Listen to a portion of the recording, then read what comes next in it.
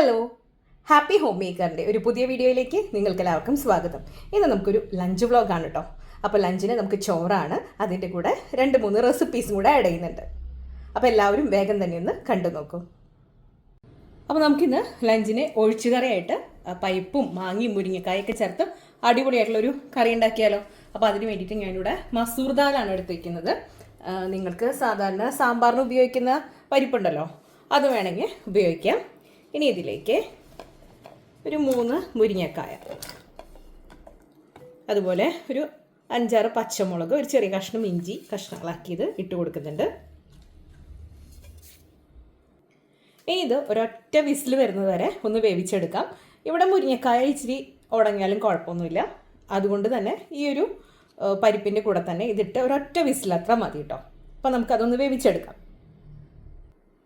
ഇനി ഇതിലേക്ക് മാങ്ങ വേണം. എൻ്റെ കയ്യിൽ വലിയ മാങ്ങയാണ്, നല്ല പുളിയുണ്ട്. അതുകൊണ്ട് തന്നെ ഞാനിതിൻ്റെ ഒരു പകുതി മാത്രം കട്ട് ചെയ്ത് വെക്കുകയാണ്.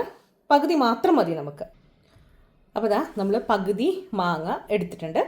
ഇനി നമുക്ക് ഇതിലേക്ക് തേങ്ങ വേണം അരയ്ക്കാനായിട്ട്. അപ്പോൾ അതിന് വേണ്ടിയിട്ട് കുറച്ച് ഒരു വലിയ പിടി അളവിൽ തേങ്ങ എടുത്താൽ മതി. അരച്ചൊഴിക്കുന്നതായതുകൊണ്ട് തന്നെ അത്രയും ധാരാളമാണ് കേട്ടോ.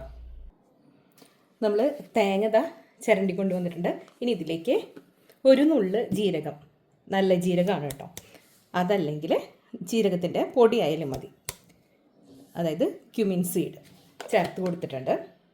ഇതിലേക്ക് 2 ചെറിയ അല്ലി വെളുത്തുള്ളി തോലോട് കൂടെ ചേർത്തിട്ടുണ്ട്. ഇനി ഇത് നല്ലതുപോലെ നല്ല മഷി പോലെ തന്നെ ഒന്ന് അരച്ചെടുക്കാം. പരിപ്പും മുരിങ്ങക്കായൊക്കെ നല്ലതുപോലെ വെന്ത് വന്നിട്ടുണ്ട്. ഇനി നമുക്കിതിലേക്ക് മാങ്ങ ചേർത്ത് കൊടുക്കാം. മാങ്ങ ഇട്ട് കൊടുത്തു. ഇനി ഇതിലേക്ക് കുറച്ച് വെള്ളം കൂടെ ചേർത്ത് കൊടുക്കാം. നമ്മുടെ മാങ്ങ നമുക്കൊന്ന് വേവിച്ചെടുക്കണ്ടേ, അപ്പോൾ അതിന് വേണ്ടിയിട്ടുള്ള വെള്ളം നമ്മൾ ഈ സമയത്ത് ആഡ് ചെയ്ത് കൊടുക്കുകയാണ്. ഇതിലേക്ക് ഉപ്പ് ഇതുവരെ നമ്മൾ ചേർത്ത് കൊടുത്തിട്ടില്ല. ഈ സമയത്ത് മാങ്ങ ചേർത്തതിന് ശേഷം ഉപ്പും കൂടെ ചേർത്ത് നല്ലതുപോലെ ഒന്ന് വേവിച്ചെടുക്കാം. മാങ്ങ ഒന്ന് വെന്ത് വരുമ്പോഴേക്കും നമ്മുടെ തേങ്ങയുടെ അരപ്പൊക്കെ ഒന്ന് റെഡിയാക്കിയിട്ട് വെക്കാം. നമ്മുടെ മാങ്ങയൊക്കെ ഏകദേശം ഒന്ന് വെന്ത് സെറ്റായിട്ടുണ്ട്. ഇനി നമുക്കിതിലേക്ക് തേങ്ങയുടെ അരപ്പ് ചേർത്ത് കൊടുക്കും. നമ്മൾ അരച്ച് വെച്ചേക്കുന്ന തേങ്ങ ചേർത്ത് കൊടുത്തു.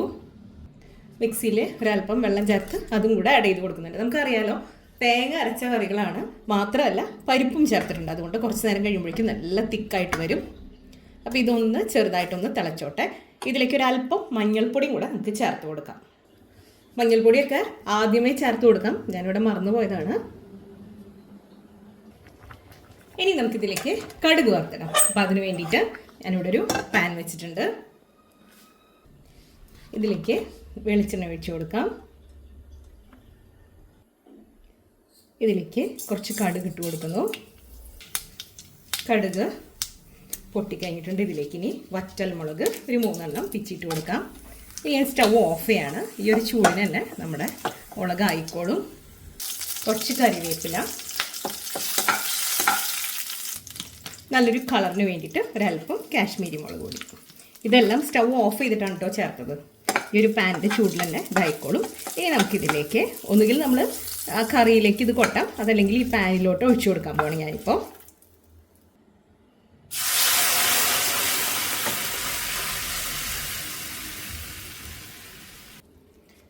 ഇനി ഇതൊന്ന് നമുക്ക് മിക്സ് ചെയ്തിട്ട് കൊടുക്കാം.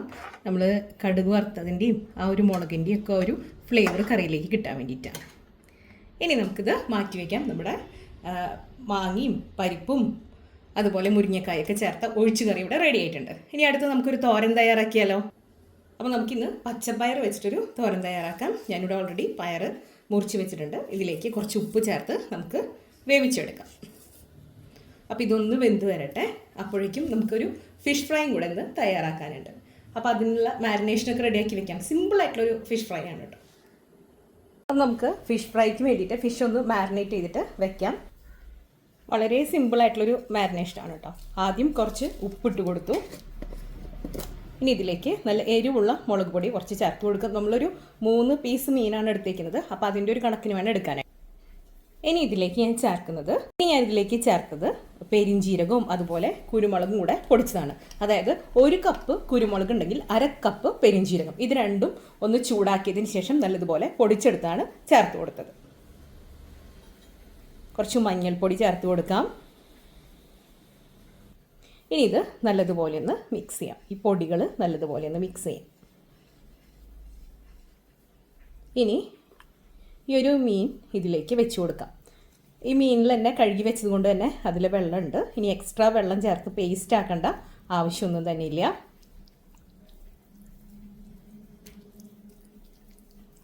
ഇങ്ങനെ നമുക്ക് 3 പീസും ചെയ്ത് വെക്കാം. എല്ലാ കറികളും വെക്കുന്നതിന് മുമ്പ് തന്നെ, അതായത് ചോറും കറികളൊക്കെ വെക്കുന്നതിന് മുമ്പ് തന്നെ ഫിഷ് ഇങ്ങനെ പുരട്ടി ഫ്രിഡ്ജിൽ വെച്ചിരുന്നാൽ പെട്ടെന്ന് തന്നെ ഇതിൽ മസാലയൊക്കെ പിടിച്ച് കിട്ടും. ഞാനിവിടെ ഫ്രീസറിൽ നിന്ന് മീൻ എടുത്ത് വെക്കാൻ വൈകിയത് കൊണ്ടാണ്, ആ ഒരു ഐസൊക്കെ വിടാൻ വേണ്ടി വെയിറ്റ് ചെയ്തുകൊണ്ടാണ് കേട്ടോ ഇത്ര ഏറ്റവും അവസാനമായിട്ട് നമ്മൾ ഇത് ചെയ്യുന്നത്. അപ്പോൾ ആദ്യം തന്നെ ചെയ്ത് വെക്കുകയാണെങ്കിൽ മസാലകളൊക്കെ നല്ലതുപോലെ പിടിക്കും. അപ്പോൾ ഇത് നല്ലതുപോലെ മസാലയൊക്കെ പുരട്ടി നമുക്ക് റെസ്റ്റ് ചെയ്യാൻ വയ്ക്കാം. കഴിക്കുന്നതിൻ്റെ ഒരു 10 മിനിറ്റ് മുമ്പൊക്കെ ഫ്രൈ ചെയ്തെടുത്താൽ മതി. നമ്മളൊരു 10 മിനിറ്റിൽ കൂടുതലൊക്കെ വെക്കുന്നുണ്ടെങ്കിൽ ഫ്രിഡ്ജിൽ വെക്കാനായിട്ട് സൂക്ഷിക്കണം. ഒരു പാത്രത്തിൽ അടച്ച് വെക്കുക കേട്ടോ, ഫ്രിഡ്ജിൽ മസാലയൊക്കെ പുരട്ടിയിട്ട്. അപ്പോൾ ഇത് നമുക്ക് മാറ്റി വയ്ക്കാം. പയറൊക്കെ ഇവിടെ നല്ലതുപോലെ വെന്തിട്ടുണ്ട്. ഇനി നമുക്കിത് തോരനാക്കിയിട്ട് എടുക്കണ്ടേ, അപ്പോൾ അതിന് വേണ്ടിയിട്ടുള്ള കാര്യങ്ങൾ ചെയ്യാം. ഞാനൊരു പാനിലോട്ട് ചുമന്നുള്ളിയും അതുപോലെ വെളുത്തുള്ളിയും എടുത്തിട്ടുണ്ട്. ഒന്നുകിൽ നിങ്ങൾക്ക് ഉള്ളി ചതച്ചെടുക്കാം, അതല്ലെങ്കിൽ കട്ട് ചെയ്തിട്ട് എടുക്കാം. ചതച്ചിടുമ്പോൾ ആ ഉള്ളിയുടെ മണം കൂടുതൽ നിൽക്കും. അതല്ല, ഇങ്ങനെ കട്ട് ചെയ്തിട്ട് എടുക്കുമ്പോൾ നമ്മൾ ഏതോ പച്ചക്കറിയാണ് യൂസ് ചെയ്യുന്നത്, അതിൻ്റെ ഒരു ഫ്ലേവർ ആയിരിക്കും മുന്നിട്ട് നിൽക്കുക. അത്രയേ ഉള്ളൂ വ്യത്യാസം. കുറച്ച് കറിവേപ്പില ഇട്ട് കൊടുത്തു. നമ്മുടെ ഉള്ളിയൊക്കെ ഒന്ന് മുരിഞ്ഞ് വന്നിട്ടുണ്ട്. ഇതിലേക്ക് ഞാനിവിടെ എരിവുള്ള മുളക് പൊടിയാണ് കേട്ടോ ചേർത്ത് കൊടുക്കുന്നത്. ഉപ്പേരി മുളക് അല്ലെങ്കിൽ കുത്തിപ്പൊടിയാണ് ഏറ്റവും ബെസ്റ്റ്. പക്ഷേ ഇപ്പം അതില്ലാത്തത് കൊണ്ട് ഇത് ചേർത്ത് കൊടുക്കുന്നു. ഇതൊന്ന് മൂത്ത് വരുമ്പോൾ നമുക്ക് വേവിച്ച പയർ ചേർത്ത് കൊടുക്കാം. ഇനി ഇതിലേക്ക് പയർ ചേർത്ത് കൊടുത്തു. ഇനി ഇത് നല്ലതുപോലെ ഒന്ന് മിക്സ് ചെയ്ത് കൊടുക്കാം. ഇതിലെ വെള്ളം ഒന്ന് വലിഞ്ഞ് വന്നോട്ടെ. അതിന് ശേഷമാണ് നമ്മളിതിലേക്ക് തേങ്ങ ചേർത്ത് കൊടുക്കുന്നത് കേട്ടോ. അപ്പോൾ ഇതൊന്ന് വലിയട്ടെ. നമ്മുടെ പയറിലെ വെള്ളമൊക്കെ ഏകദേശം വലിഞ്ഞിട്ടുണ്ട്. ഇനി നമുക്കിതിലേക്ക് തേങ്ങ ചേർത്തൊന്ന് പുലർത്തിയിട്ടെടുക്കാം.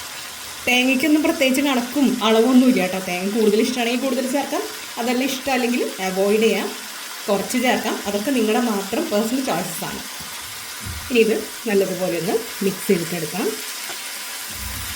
പയറിൽ ഉപ്പൊക്കെ കറക്റ്റ് അല്ലേ നോക്കണം. അതല്ലെങ്കിൽ ഈ സമയത്ത് തേങ്ങ ചേർക്കുന്നതിന് മുമ്പായിട്ട് ചേർക്കുകയാണെങ്കിൽ നല്ലതാണ്. ഇത് നല്ലതുപോലെ ഒന്ന് പുലർന്നു വരുമ്പോൾ നമുക്ക് ഓഫാക്കാം. അത് നമ്മുടെ പയർ തോരൻ ഇവിടെ റെഡി ആയിട്ടുണ്ട്.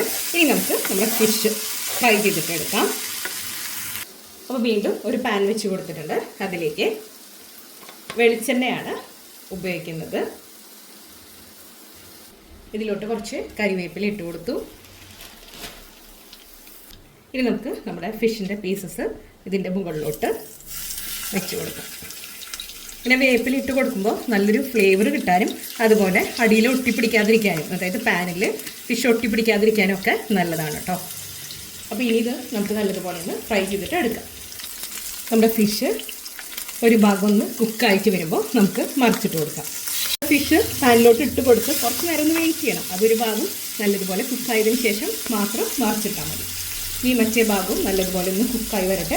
അതിനുശേഷം നമുക്ക് എത്ര ഫ്രൈ ആയിട്ട് വേണം, ചിലപ്പോൾ നല്ലതുപോലെ മൊരിഞ്ഞത് ഇഷ്ടമായിരിക്കും. അപ്പോൾ അതിനനുസരിച്ച് തിരിച്ചും മറിച്ചും ഒക്കെ ഇട്ട് നമുക്ക് ഫ്രൈ ചെയ്തിട്ട് എടുക്കാം. അതിന് നമ്മുടെ ലഞ്ചിനുള്ള ഫിഷ് ഫ്രൈ ഇവിടെ റെഡി ആയിട്ടുണ്ട്. നല്ല ടേസ്റ്റി ആയിട്ടുള്ള ലഞ്ച് ഇന്ന് റെഡി ആയിട്ടുണ്ട്. നമുക്കിവിടെ ചോറുണ്ട്, അതുപോലെ പയർ തോരൻ ഉണ്ടാക്കിയിട്ടുണ്ട്, നല്ല അടിപൊളിയായിട്ടുള്ള ഫിഷ് ഫ്രൈ ഉണ്ട്. ഇതുപോലെ ഒന്ന് ചെയ്ത് നോക്കുക. അതായത് ഈ മസാല ഒന്ന് യൂസ് ചെയ്ത് നോക്കൂ. സിമ്പിളാണ്, പക്ഷെ നല്ല ടേസ്റ്റിയാണ്. ഇന്നലത്തെ ചിക്കൻ ഫ്രൈ ഉണ്ട്, അതുപോലെ നല്ല മുരിങ്ങക്കായ് മാങ്ങയും പരിപ്പൊക്കെ ചേർത്ത ഒഴിച്ചു കറിയുണ്ട്, നല്ല കട്ടി മോരുമുണ്ട്. ഇതിൽ നമ്മൾ മുളക്, ഇഞ്ചി, കറിവേപ്പില ഇത്രയും ചേർത്ത് മിക്സിയിൽ അടിച്ച് ചേർത്താണ് കേട്ടോ. നല്ല ടേസ്റ്റാണ്. ഇങ്ങനെയൊന്ന് ചെയ്ത് നോക്കൂ. അപ്പോൾ നമുക്കിനി കഴിക്കാം. ഉച്ചയ്ക്ക് ലഞ്ചിന് ചോറാണ്.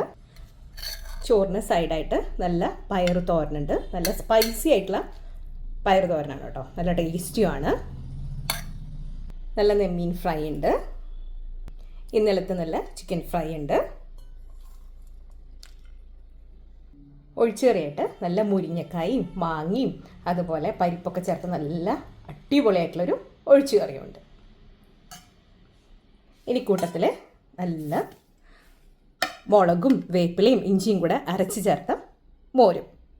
അപ്പോൾ നമുക്ക് ലഞ്ച് കഴിച്ചാലോ?